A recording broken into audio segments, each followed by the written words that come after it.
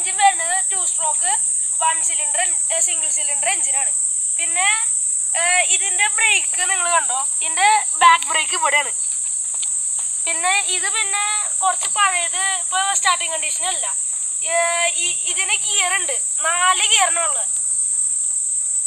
ഇപ്പൊ ഇതിന്റെ ക്ലച്ച് ലിവറാണ് ഇവിടെ വരിക, അത് പൊട്ടിപ്പോയി. എന്നിട്ട് ഇത് ഇങ്ങനെ തിരിക്കുമ്പോ ക്ലച്ച് പിടിച്ചിട്ട് ഇങ്ങനെ ആക്കുമ്പോഴാണ് ഗിയർ വീഴുക. കിക്കർ വരുന്നത് ഇവിടെയാണ്, ഇത് ഇങ്ങനെ അടിക്കും.